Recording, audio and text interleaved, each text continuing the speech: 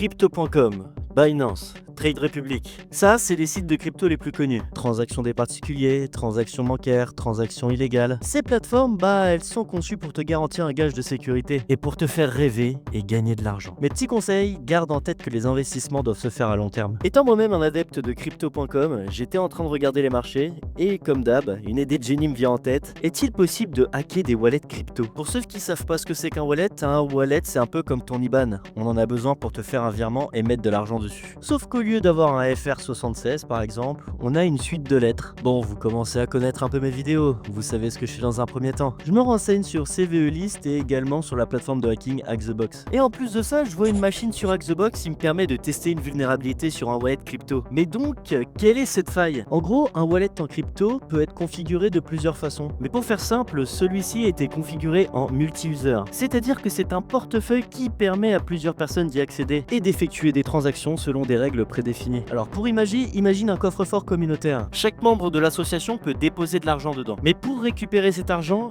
ils définissent des règles. Mais comme nous, on aime bien déjouer les règles, c'est exactement ce qu'on va faire. En gros, pour les vérifications, on va dire qu'il y a une caméra qui garde le coffre-fort. Et cette caméra est définie selon plusieurs critères. Si ces critères-là ne sont pas remplis, la caméra va t'intercepter et tu vas te faire arrêter. Donc nous, notre objectif pour casser ce wallet crypto, c'est bien de casser ces règles. L'objectif de cette vidéo, c'est de vous montrer le travail de recherche d'un pentester par exemple. Comment est-ce qu'il trouve les failles et comment il les corrige. Mais donc, passons à un exemple plus concret. Nous arrivons sur notre site de crypto préféré et nous nous apprêtons à faire un virement sur la plateforme. Ce site de crypto est destiné à un projet communautaire. Mais tu te rends compte que les contrats, tu peux les lire car ils sont disponibles directement sur le site. En fait, c'est assez courant. Souvent, les projets sérieux affichent l'adresse de leur contrat sur leur site. Tu peux également essayer de les rechercher sur internet. Et là, donc tu télécharges le contrat et tu commences à le lire. Et tu te rends compte que ce contrat a une faille car tu en discutais hier avec tes potes et tu te rends compte que ça correspond à la vulnérabilité dont vous avez parlé. Tu décides donc d'analyser ce code plus en détail et d'aller plus loin. L'objectif pour toi désormais, c'est de voir si ce contrat est bel et bien vulnérable. Alors accroche-toi car il y a plein de conditions à remplir pour vider ce coffre. Donc dans un premier temps, pour avoir le premier accès au coffre, tu dois faire un virement de 5 Ethereum. L'accès à ce coffre est désormais, une fois le premier virement fait, bloqué à 24 heures. C'est-à-dire que en dessous de ce délai, tu ne peux malheureusement pas refaire de virement ou de retrait. Il y a également ce qu'on appelle un buddy verif. En gros, le buddy verif, c'est une vérification supplémentaire, une sorte de coéquipier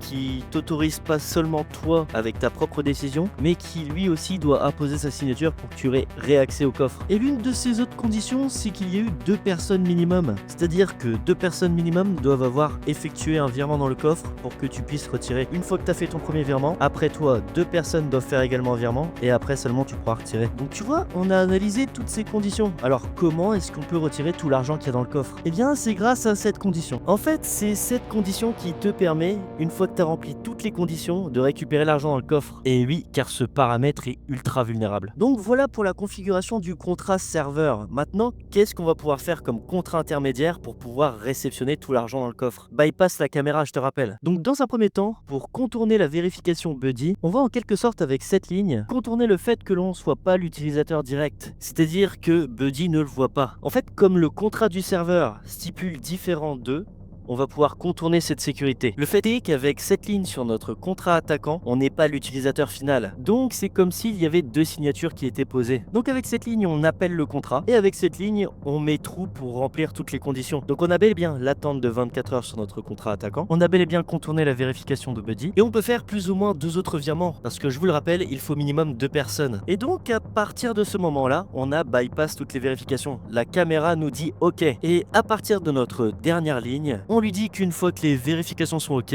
on vide le coffre. Tout ça pour vous dire que vous avez beau mettre toutes les vérifications que vous voulez, il y aura toujours moyen de contourner. Donc l'objectif, passer par des wallets sécurisés et pas passer par des contrats configurés à la main. Le fait est que c'est cette ligne principalement qui pose problème. S'il n'y avait pas cette ligne, il ne suffirait pas de bypass les conditions pour récupérer tout ce qu'il y a dans le coffre. Mais là, dans cette configuration précise, ça fonctionne comme ça. Donc on est passé devant la caméra nous a dit OK, elle a vu qu'on était soi-disant pas la première personne à être passée, du coup, on a pu vider le coffre. Écoutez, j'espère que la vidéo vous a plu. Surtout, abonne-toi pour voir les prochaines vidéos. Si tu veux voir des choses un petit peu plus complexes, n'hésite pas à me suivre en live. Bon, effectivement, j'en ai pas encore fait. J'ai pas encore eu le temps, mais ça va arriver. Et moi, je te dis à très vite pour te parler d'une nouvelle vulnérabilité. Allez, ciao!